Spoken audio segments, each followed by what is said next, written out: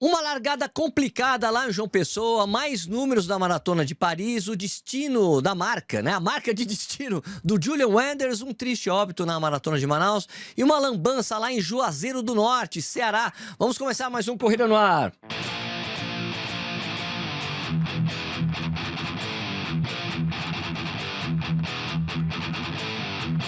News.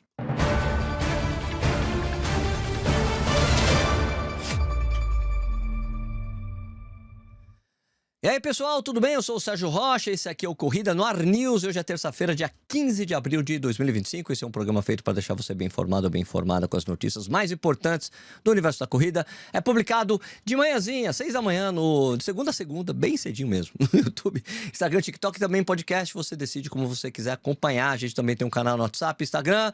A gente posta diariamente os links do programa caso você tenha perdido. Beleza? Vamos começar falando disso aqui.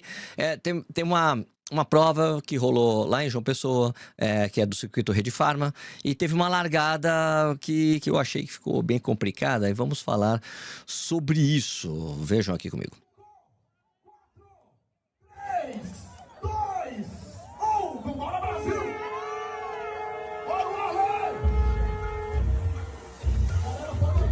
Olha, então, para quem não viu a imagem aqui, quem tá falando aí ao fundo é o locutor, o Rommel, é meu amigo, conheço ele há um bom tempo. E nessa largada Rede Pharma, ali é a largada dos 5 e 10, porque teve uma prova de 15 e 21 que largaram mais cedo, e depois largou aí 5 e 10 e os PCDs largando ali, certo? Só que o problema é que os PCDs cadeirantes largaram junto com os andantes. E é raro ver esse tipo de coisa, né? Em geral, larga-se os cadeirantes e depois os andantes. E é o que eu tô acostumado a ver, até para não acontecer esse tipo de coisa que aconteceu que vocês estão vendo, certo? E daí, eu conversei com o pessoal que estava responsável pela organização e também com o Rommel. O pessoal da organização falou, nossa, mas é claro que tem que ser separado. Eu não vi, porque eu estava na chegada, que tinha muita coisa acontecendo, eu não consegui ver a largada, então só fiquei sabendo depois. E eu falei com o Rommel que é o locutor aí, o Rommel falou, olha, ali se você vê o regulamento da prova e o que estava postado no Instagram, que eu vou mostrar aqui para vocês, está dizendo que largada de PCD 5h40, né? Antes da largada 5h10, certo? 5h45 da manhã. E largaram todo mundo junto. O hábito normal é você larga os cadeirantes, porque a gente não vai de 0 a 10 km por hora, por exemplo, numa cadeira de rodas, não vai não é em 10 segundos, é em 10 segundos, sei lá. a gente já sai correndo na velocidade, então é diferente. Então por isso que eles têm que largar num horário, tipo, podia ter largado primeiro os cadeirantes, 2 minutos depois os andantes, e daria tudo certo. Eu fui procurar nas regras Fui procurar na norma 7 como é que tá regulado isso. E não tem essa distinção, tá? Não tem. Eu achei que teria, né? Na largada aqui. Então, aqui, largada, cadeirantes. Porque isso aqui desculpa, deixa eu mostrar aqui para vocês que isso aqui é o anexo que tem da norma 7, chamada Normas para a Participação de Atletas com Deficiência em Corridas de Rua. E na parte da largada tá escrito aqui assim, ó, cadeirantes. Deverá ocorrer, a largada, desculpe, B, largada. De que item é esse aqui, só para deixar bem claro? Item 4, né? De aspectos gerais. B, largada. Cadeirantes. Deverá ocorrer antes da largada das demais categorias. Para estabelecer o tempo, deve-se levar em conta o tipo de percurso. Caso haja algum cruzamento ou o percurso seja cíclico, como várias voltas, os atletas andantes e cadeirantes não poderão se cruzar para que não haja risco de acidentes, né? Demais categorias competitivas, demais classes competitivas. Os atletas deverão ser colocados em um pelotão diferenciado dos atletas das classes participativas para que não haja prejuízo na performance dos mesmos. Então é isso. Não está exatamente claro aqui, né? Que PCDs cadeirantes e PCDs andantes. Não está escrito isso.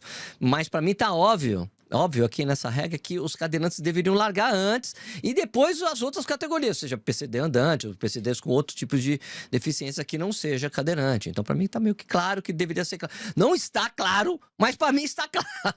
Entendeu? Então, espero que isso seja, talvez, as federações, as confederações a confederação e as federações precisam conversar mais, só para chegar num denominador aí que seja mais lógico para todos aí, talvez deixar mais claro essa distinção entre cadeirantes e os outros competidores mesmo sendo PCDs, tá bom? Então essa fica aí a minha recomendação.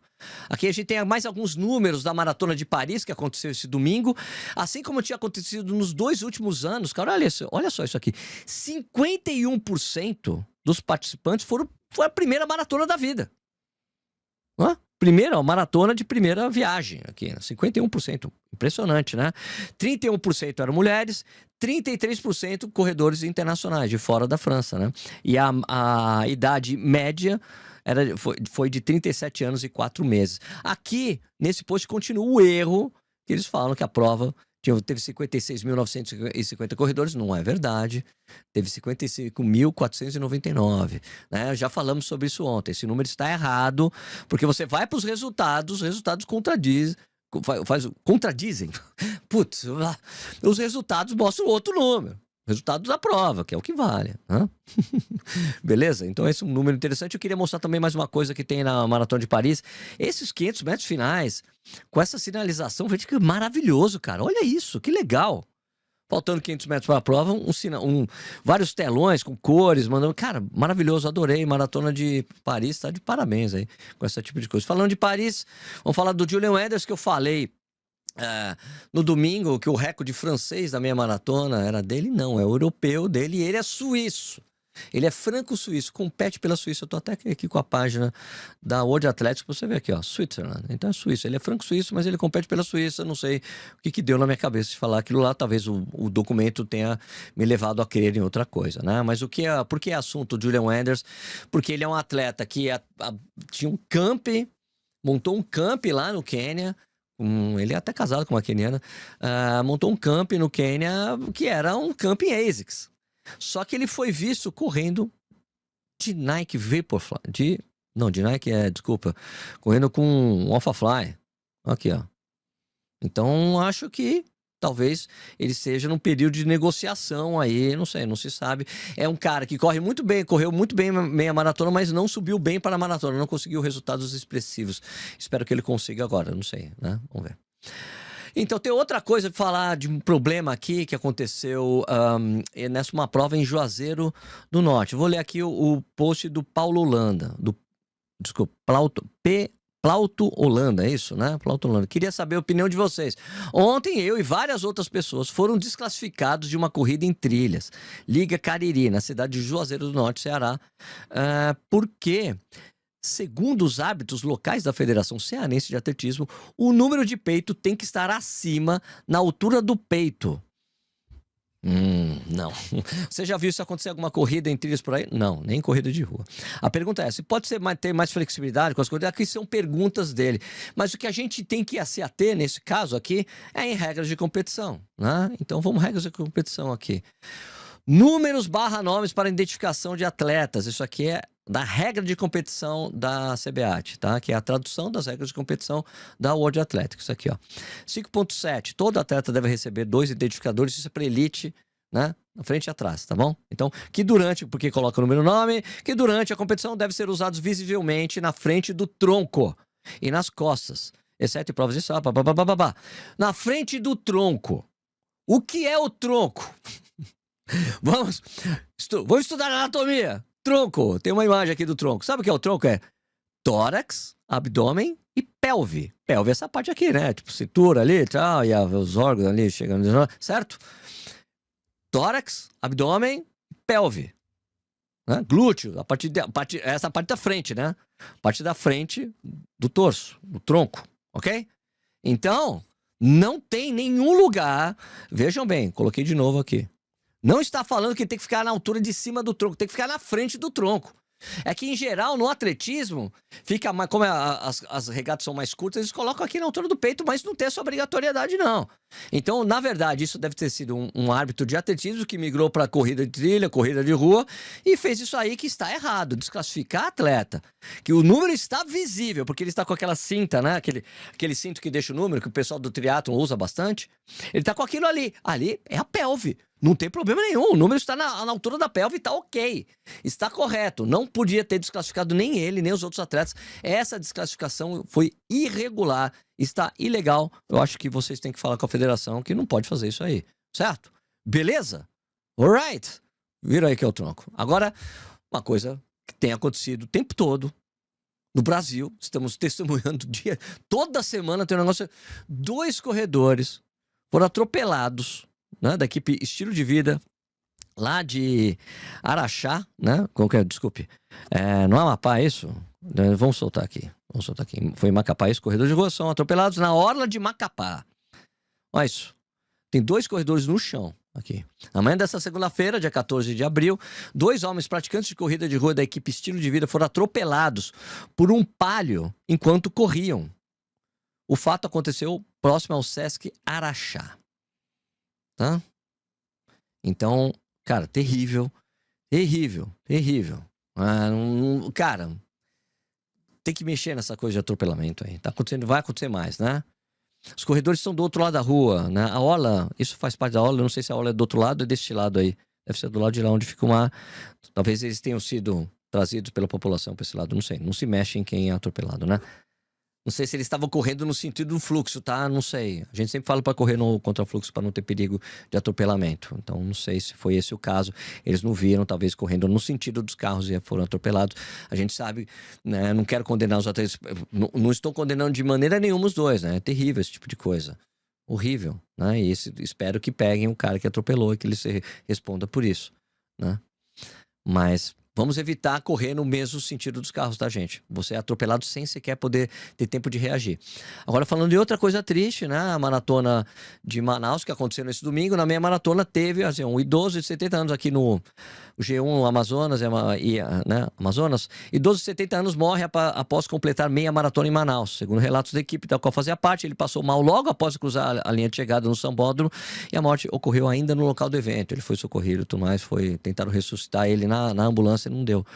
Aqui, o atleta Adenor Pessoa Seixas, de 70 anos, morreu na manhã desse domingo, após completar os 21 quilômetros da Maratona Internacional de Manaus. Segundo relatos da equipe, tem até o post aqui, né? Após completar com garra e coragem 21 quilômetros, o nosso atleta passou mal, infelizmente, nos deixou ali mesmo, entre amigos, na nossa tenda, cercado por quem compartilhava a mesma paixão, diz a nota do grupo. Então, peraí. Eu falei coisa errada na ambulância. Nos reunimos em oração e solidariedade à família, especialmente à sua esposa, filhos e sobrinhos que sempre incentivavam e eram presença constante ao seu lado nas corridas. Que Deus o conforte o coração de cada familiar e que o legado de força, união e inspiração que ele deixou continue quando nas nossas passadas escreveram os corredores Alisson e Natália. Então, meus mais sinceros, profundos sentimentos, né? A todos os familiares e amigos da equipe, né? É sempre traumatizante pra gente acompanhar isso, né? Então, meus sentimentos a todos, tá bom?